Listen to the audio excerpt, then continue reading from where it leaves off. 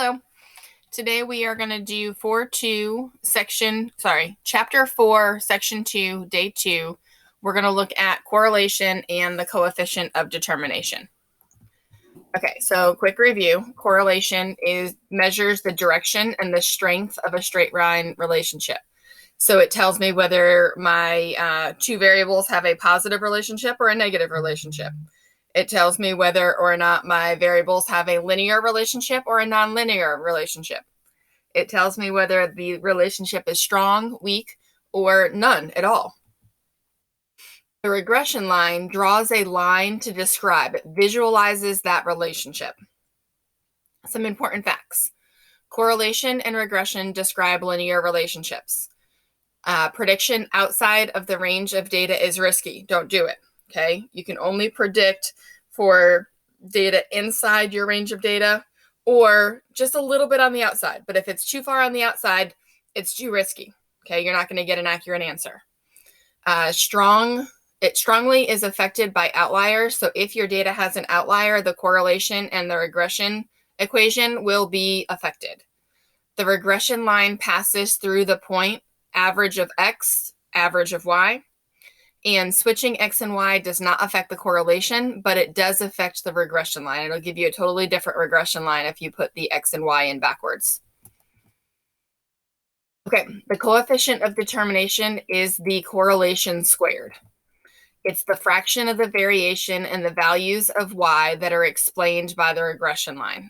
So it's not talking about the relationship between the variables. This is talking about the relationship between the Y variable and the regression line itself. So for example, investment advisors often report correlations. For example, the correlation between gains and losses in large cap stocks and gains and losses in municipal bonds is negative 0.45. This means that the percent changes in municipal bonds performance that can be explained by the straight line relationship between municipal bonds and large cap stocks is. Okay, so we're going to look through this. The first thing we're looking at, it says the correlation is negative 0.45. And then it's asking me what percent of the Y variable is explained by the correlation line, the regression line. So it's giving you an R and it's asking you to find R squared.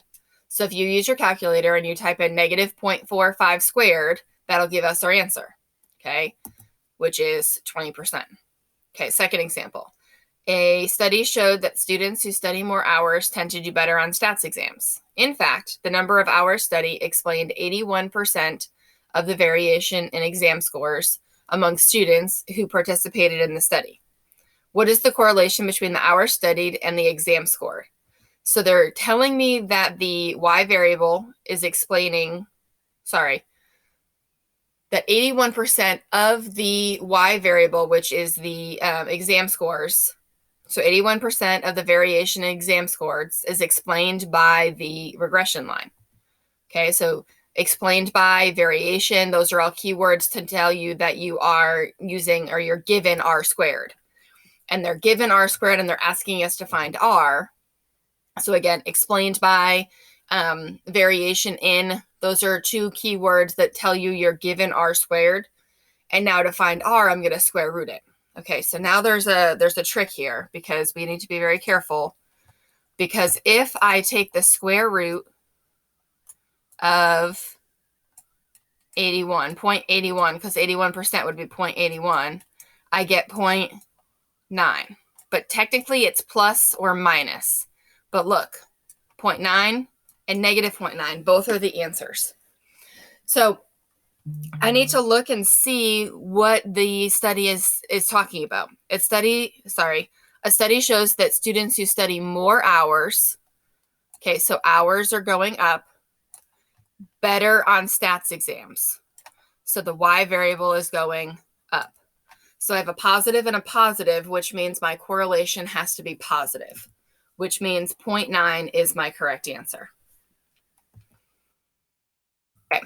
A residual is the difference between an observed Y and the predicted Y value by the regression line. Okay, so the residual is the observed Y minus the predicted Y.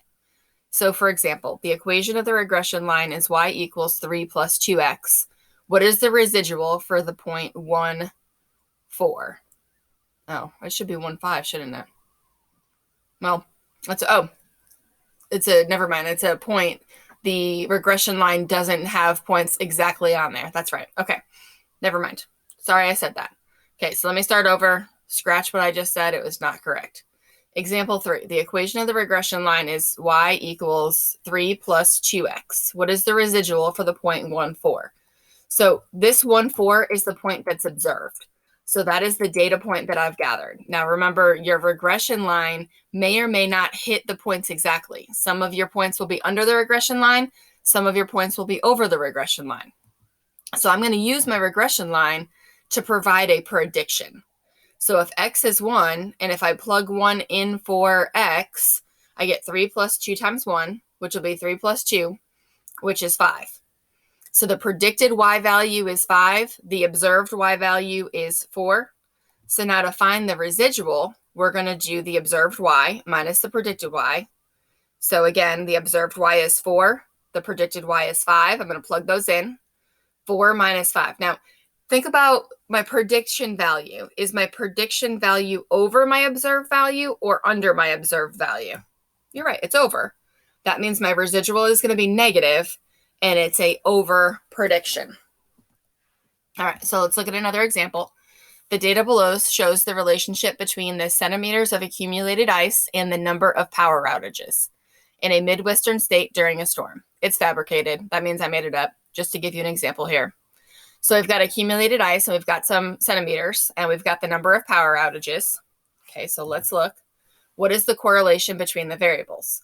So I'm going to go into my calculator, and I'm going to press stat, and I'm going to press enter on edit, and I'm going to enter my accumulated ice into L1, and I'm going to enter my power outages into L2. And then I'm going to go ahead and press stat and move over to calculate. And then move down to number 8, linear regression, a plus bx, and press enter. It will give me my correlation value, which is 0.977. If it does not give you the correlation value, you need to go and press mode, and then scroll down to where it says stat diagnostics. Turn the stat diagnostics on, and then go back and repeat the process where you press stat, calculate, and then the linear regression. And then it should give you the R value. What is the equation of the least squares regression line? So again, this is from the calculator right at that same screen. And I'm going to put a video into Google Classroom of this problem. So if you're having trouble with the directions I just gave verbally, I'll have a video for you to follow along with. And it gives us that my equation of the least squares regression line is 2.42 plus 20.08x. So if I'm looking at this, the slope is 20.08x. So for every centimeter that accumulates in ice, there are 20 more power outages. Okay, so again, 20 more power outages. Why more? Because it's plus. So it increases by 20 power outages every time I accumulate 1 centimeter in ice. And then my y-intercept is there would be 2 power outages if I have 0 accumulated ice in centimeters. Okay, what is the predicted number of power outages when there is a 0.25 centimeters of accumulated ice? So I'm going to use my regression equation, and I'm going to plug in 0.25 for the x, type it in the calculator, and it gives me 7.44 power outages. What is the predicted number of power outages when there's 5.25 centimeters of accumulated ice? Well, if I come over here, my biggest value is 1.5. 5.25 is a lot bigger than 1.5. So I'm not going to plug that in. I cannot predict this. It's outside the range of my data. What percent of the variation in the number of power lines is explained by the regression line? Okay, so the number of power lines, I should say power outages. That was a typo. Forget that lines. It should say outages. That's my y variable. Okay, so percent in variation, they're asking me to take my r value and square it. So I'm going to come up here and I'm going to get this 0.977, and I'm going to type that in the calculator, 0.977 squared, and it's going to give me 95.5%. So 95.5% of the variation in the number of power outages is explained by the regression line. Okay, 6. What is the residual when there is 1 centimeter of accumulated ice? Okay, so residual is the observed y minus the predicted y. So the observed y comes from the table. I have written down accumulated ice is 1 centimeter, and the power outages for that 1 centimeter of accumulated ice is 21. So my observed y value is 21. My predicted y value, I'm going to go to the equation and I'm going to plug in 1. So 20.42 plus 20.08 times 1 is 22.5. So now I'm going to do the residual is the observed value, 21, minus my 22.5, and that gives me negative 1.5. If my residual is negative, that means that my predicted y is bigger than my observed y. Therefore, this is an over prediction. Okay, so let's look at these relationships.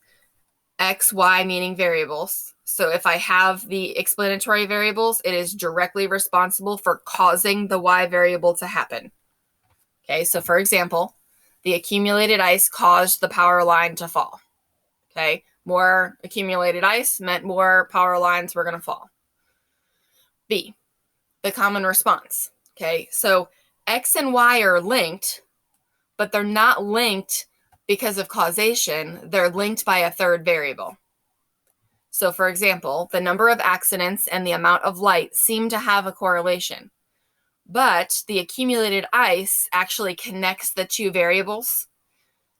Okay, just because it's dark out doesn't mean there's going to be more accidents, but the number of ice patches on the road would increase the accidents, and the number of ice patches on the road are going to increase when the sun goes down because it's colder at night, right? So I've got more black ice accumulation. So the ice accumulation is my Z variable that's connecting the two. Another example of this would be smoking and lung cancer. There's a correlation between smoking and lung cancer. Those two things are connected, but are they really connected because one causes the other? Or are we genetically predisposed to smoke, and are we genetically predisposed to get lung cancer? We don't know, okay? Confounding is when there is a relationship between X and Y, but we are confounded because there's a third variable that could be causing Y. So we don't know whether it was X that caused Y or whether it was Z that caused Y. For example, the loss of hearing was caused by being premature, by being born premature. But after being born, the baby was put in a loud incubator. So was the cause of the loss of hearing because they were born premature or because the incubator was loud? We don't know. That is an example of a lurking variable. Lurking variables are important effect on the relationship, but it's not necessarily the explanatory variable. Okay, so evidence for causation. The best evidence of causation is to perform an experiment. Experiments are the only way we can say that variable X causes variable Y to happen. Now, sometimes an experiment is unethical or it's just not possible. In that case, we have to look for a correlation that's strong, consistent, and plausible. I have to be able to repeat it. I have to be able to get the same correlation over and over and over again, and it has to be reasonable. Okay, so your practice problems, I used the book I used the book on page 182, and I'm looking at problems 35, 38, 39, and 43 to create the practice problems. And let's see, let me look at that for y'all so you can see what I'm talking about. I did a, hang on a second. There it is. I did a slides presentation again for the homework problems. So you're going to put your name and your class period. And then the black is the problem. The blue is the question. And then the question marks is where you're going to type your answers. And then I'm going to go through and grade these to give you feedback. So again, there's question, and blue is the question that you're being asked, and red is where you're going to type your answers. Okay, and that's it. Oh, so here it's giving you a statement, and it's asking you to say whether or not the statement is true or false, and then you're going to fill in the blank to make this statement true. And right here, you're going to take one of these and move it to where it goes. Does it go with relationship 1, relationship 2, or relationship 3? Okay, you guys have a great day.